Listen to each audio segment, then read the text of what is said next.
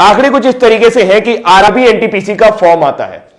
कब आता है मैं आपको डेट मेंशन करता हूं। यह फॉर्म आया था 1 मार्च को, 31 मार्च इसकी लास्ट डेट थी भरने की। 35,000 के आसपास वैकेंसी थी। इसके बाद एक दूसरा फॉर्म आता है 12 मार्च को, और 12 अप्रैल थी उसकी लास्ट डेट भरने की। वो थी आरआरबी ग्रुप डी, जिसे ग्रेड डी भी कहा जाता है। इसमें 1 लाख से ऊपर वैकेंसी थी। हम सभी के सपनों में एक जान आती है कि चलो ठीक है, बढ़िया है, रेलवे में नौकरी करेंगे, अच्छी नौकरी मिलेगी। लेकिन उसके बाद फिर शुरू होता है खेल। खेल किस तरीके से शुरू होता है? खेल कुछ इस तरीके से शुरू होता है कि 1 करोड़ से ज्यादा लोग, मैं एग्जैक्ट डेटा दे रहा हूं आपको, मैं अभी एग्जैक्ट डेटा देता हूं आपको, 1 करोड़ से ज्यादा लोग आरआरबी एनटीपीसी का फॉर्म भरते हैं और 1 करोड़ से ज्यादा लोग ग्रुप डी का भी फॉर्म भर देते हैं। अगर आप देखें तो 1,26,30,885 लोगों ने एनटीपीसी का फॉर्म भरा हुआ है और 1,15,67,248 लोगों ने आपका ग्रुप डी का फॉर्म भरा हुआ है। और अगर हम इस आंकड़े को और आगे लेके जाएं दोस्तों, तो ये आंकड़े और भी ज्यादा चौंकाने वाले हैं कि अगर आप टोटल फॉर्म भरे जाने की संख्या देखें तो ये इतनी बड़ी संख्या है कि 2,41,98,133 लोगों ने फॉर्म भरा है। सिर्फ 1 लाख वैकेंसी ग्रुप डी, अगर उसमें 35,000 एनटीपीसी भी जोड़ दे तो 1,35,000 वैकेंसी के लिए।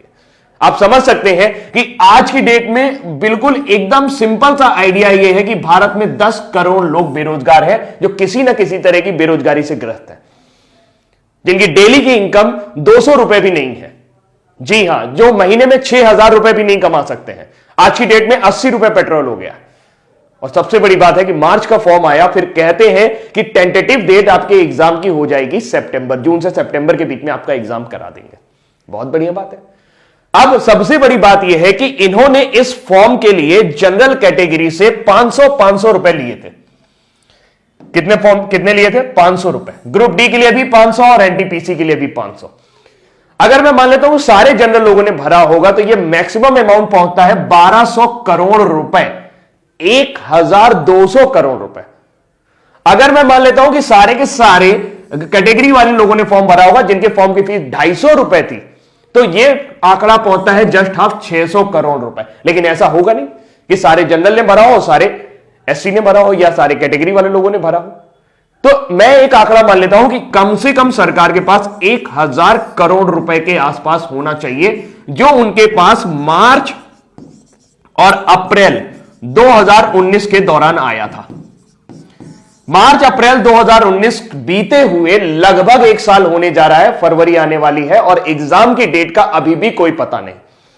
मेरा दिमाग तब खराब हुआ या मुझे गुस्सा तब आई जब कई सारे मेरे स्टूडेंट जो मुझसे पढ़ रहे थे वो ये कल कह रहे थे कि सर एग्जाम का पता ही नहीं चल रहा कि कब होगा, क्या करें, आत्महत्या कर लें क्या? दोस्त, कमजोर नहीं होना, हम आत्महत्या नहीं करेंगे। क्यों करेंगे भाई आत्महत्या? हमारे जो 500 रुपए हैं, जो 250 रुपए हैं, वो इन लोगों ने दे रखे हैं और 1,000 करोड़ रुपए इनके पास है और ये एक वेंडर डिसाइड नहीं कर पा रहे हैं। एक वेंडर, इनको एक वेंडर नहीं मिल रहा जो एग्जाम कंडक्ट करा सके।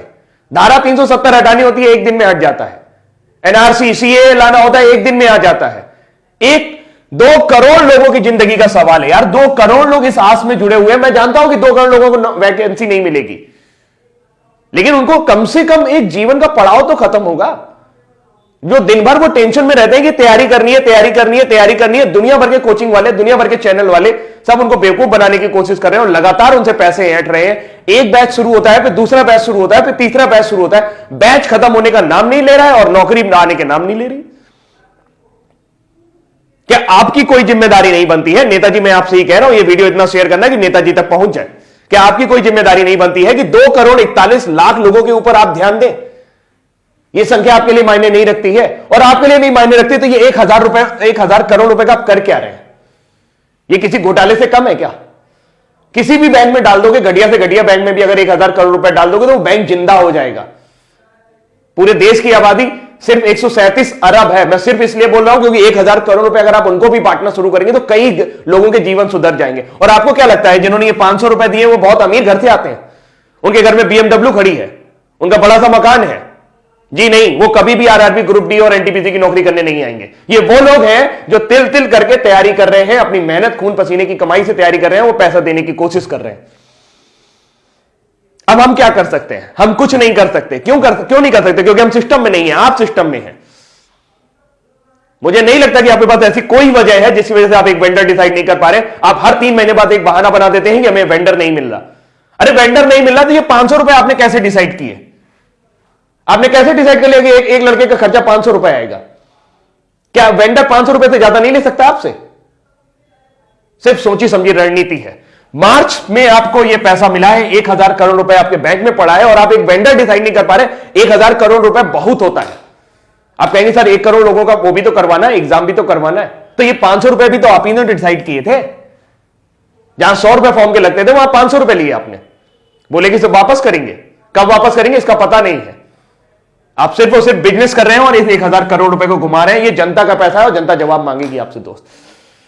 नेताजी आप भी ध्यान से सुन लीजिए, जो लोग भी ये वीडियो देख रहे हैं भाई, अगर उनको मेरी बात सही लग रही हो या लग रही हो, मेरी बात सही लग रही हो या लग रही हो, लेकिन बात है सच्ची।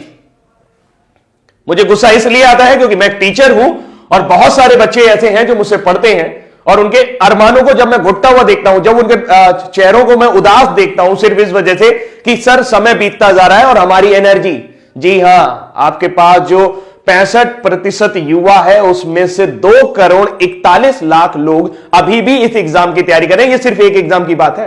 एसएससी के साथ भी आपने यही किया था। लोगों के एक साल आपने बर्बाद कर दिया और इस तरीके के कई साल आप बर्बाद कर रहे हैं। उत्तर प्रदेश में एक वैकेंसी और लटकी पड़ी है 69,500, उसमें भी कोर्ट केस चल रहा है। अरे जब नौकरी देनी नहीं होती तो निकालते क्यों है यार? क्यों मजाक करते हो हमारे साथ? जब देनी नहीं होती तो निकालते क्यों मजाक करते हो हमारे साथ? हमारा जीवन इस तरीके से एक सपना बुनना शुरू कर देता है कि नौकरी लगेगी, नौकरी लगेगी। जिस उम्र में उनकी एनर्जी बढ़नी चाहिए, आपको क्या लगता है कि इतना हतोत्साहित युवक आप लोग हैं तो आप उससे अच्छा काम करा पाओगे? जो 1 साल 2 साल तैयारी करके आया होगा, जिसके लिए नौकरी मिलना ना मिलना सब बराबर हो चुका होगा।